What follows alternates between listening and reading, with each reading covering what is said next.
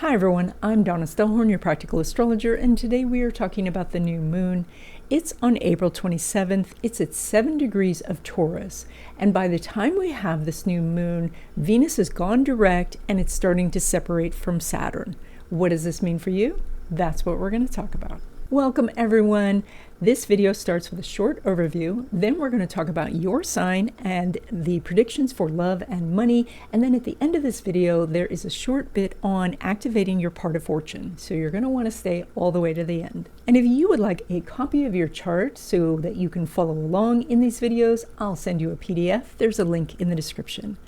Okay, let's take a look at this new moon chart. So I upload these new moon videos about 2 weeks before the new moon, and that means that you're probably watching this video right as Venus is tracking along with Saturn. So the day after the full moon, back on April 13th, Venus went direct at 24 Pisces and Saturn was sitting at 26 Pisces.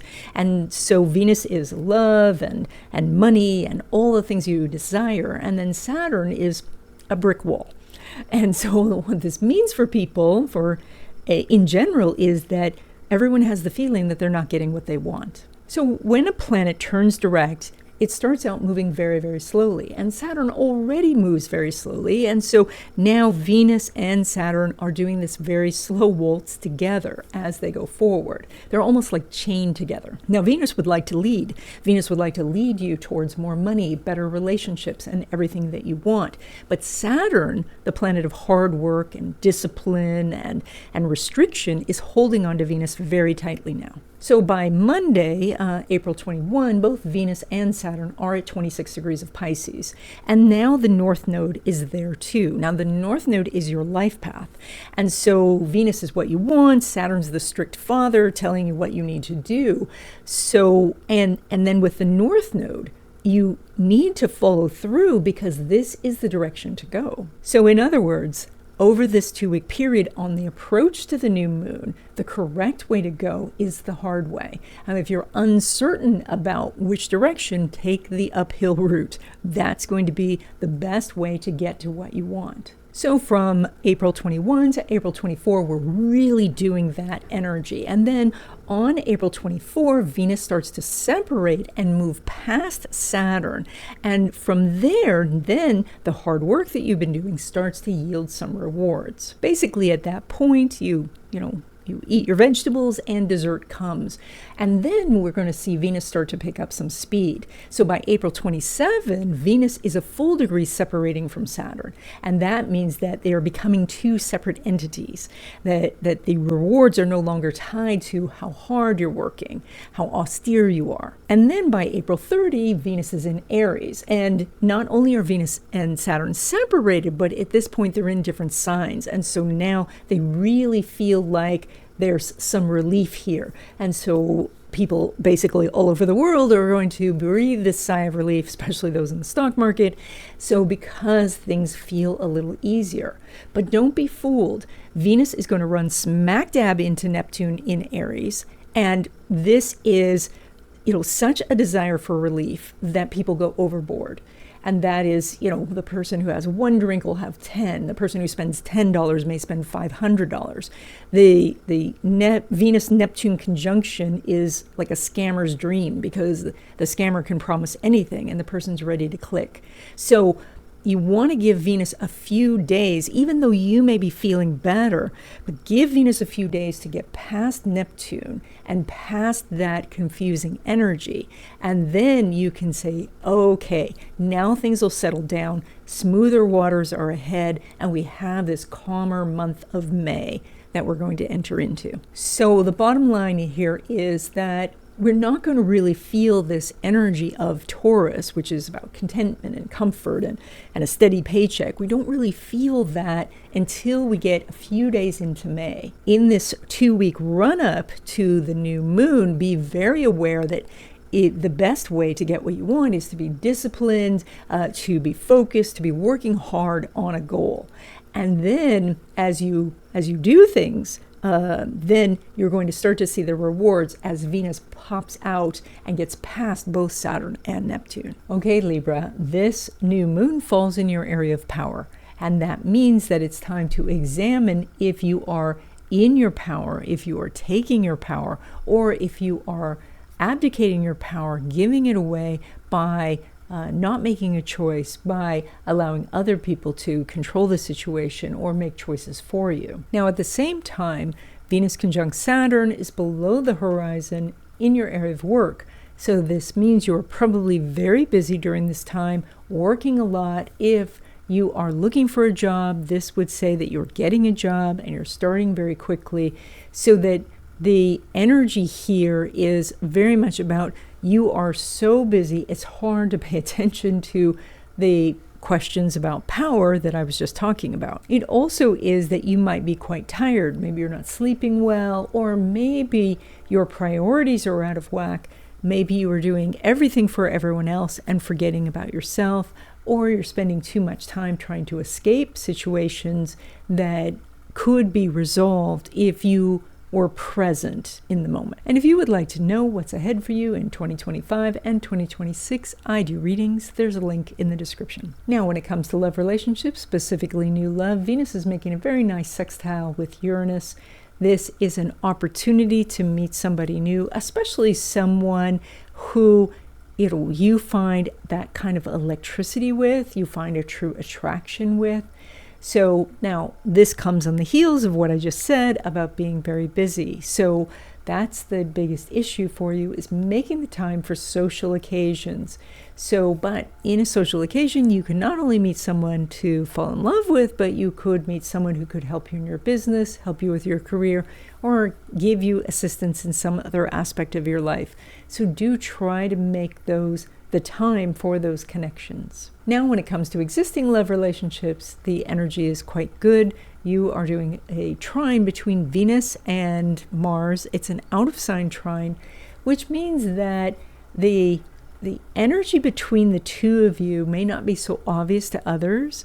It is that there is a strong foundation that you're working with, and so you might be doing your own thing, they might be doing their own thing, but you're coming together in harmony. And so if you need to come together to work something out or to solve an external problem, the energy is there and it's positive. On the other hand, if you need some space right now, or one of you is traveling, then you know that everything's still okay in the relationship because you have this nice aspect. Now, when it comes to your money, you pull money from both Pluto and Mars, which are doing an opposition in this chart. This is the third opposition that we've had because Mars went retrograde. And so there's very much an either or sort of question happening for you. And the challenge is that, first of all, being Libra, it can take you a while to decide, because you like to look at all of the information and really weigh the pros and cons. But more importantly, this is that these two things are very different. So this could be working in your business versus working on your business, or taking one job or another. So you may need to get some assistance, some guidance to help you whittle down what the priorities are so that you can make this choice. But basically, your money is hinged right now on a big choice, and those two options are in front of you. And so now, when it comes to money from business or from investments, Venus is making a very nice out-of-sign sextile with Pluto. So there is opportunities to make more money than usual in these areas. The new moon is there, so that heightens the energy. So this is a time to be looking at where you can take profits.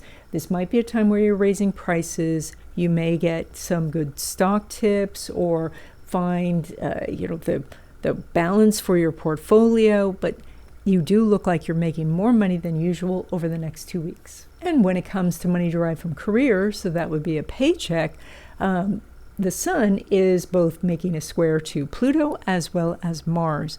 So you have an enormous amount of energy and activity in these areas. The sun is in a money house, Mars is in a money house. They're both making an aspect to Pluto. So if you were going to ask for a raise, this is the time. Remember, with a square, this is kind of like a battle, and one of you is going to win. So you want to go fully armed with the things that you have done for the company and how your department has prospered and how much people like working with you. So go in ready for this battle, and you could come out victorious. This is the third section of this video, and I have a couple of announcements, and we're going to then talk about the part of fortune and activating that energy. Every month I offer a free class by Zoom. It's called New Month Wishes. It is on the first day of the month at 12 p.m. Pacific time. The next one is on May 1st. And now there is a much easier way to register for this class. So there's a link in the description to register. In this class, we talk about the energies for the month, and then we write our wishes together, and then we energize these together. It's a really fun class. It is free, and so I hope you come. I also want to expand this channel and do more videos about astrology, feng shui, everything, all the different things. And so I have opened this up to memberships. So if you'd like to support me and support the channel, click the join button to find out more information. Now, the part of fortune on your chart is represented by a circle with an X in it. It's kind of like the treasure map X.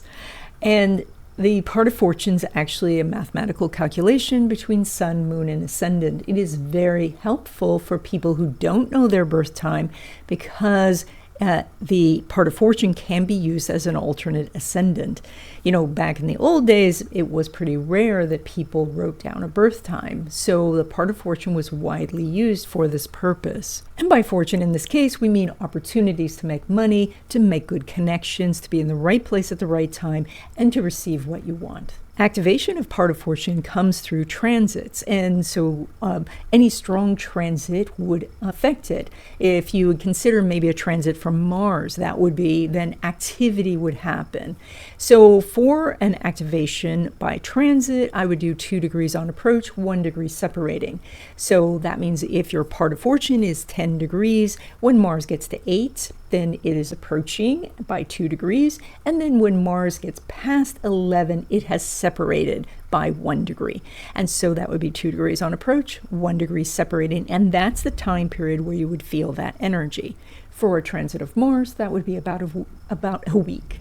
If you're interested in how Mars and other transits could affect your part of fortune, leave me a comment in the description and I'll do a video on it. You can also use different spiritual means to activate your part of fortune, specifically crystals.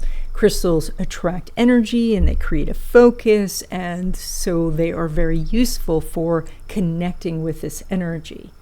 So I have a little list here of different crystals that are associated with the different signs. These are not the only crystals you could use. So these are just common crystals that you probably have already that I recommend. There's a full list of these crystals in the description, but we'll go through them really quickly. And that is Aries is tiger's eye, Taurus is citrine, Gemini is adventurine, Cancer is moonstone, Leo is sunstone, Virgo is moss agate, Libra is turquoise, Scorpio is black tourmaline, Sagittarius is carnelian, Capricorn is green calcite, Aquarius is rutilated quartz, and Pisces is amethyst. Again, there is a full list of these in the description, and you do not have to use these particular crystals. These are just suggestions. So when you're working on money opportunities, when you are dealing with business matters, or anything where you want to make a deeper connection with someone or get some money, you want to have this crystal nearby. Maybe it's on your desk, maybe you're wearing it as a piece of jewelry, or perhaps you are holding it in your hand while you make these calls. But that helps you focus the energy and tells the universe that you are activating your part of fortune. If you don't know where your part of fortune is, I can send you a PDF of your chart. There's a link in the description. Just put the words part of fortune in the subject line. I also have a video about the part of fortune going through the houses. There's a link to that in the description. And that's it. I hope you enjoyed this video. Please subscribe if you haven't already. Check out the memberships. Subscribe to the newsletter. It's free, and I will see you in the next video.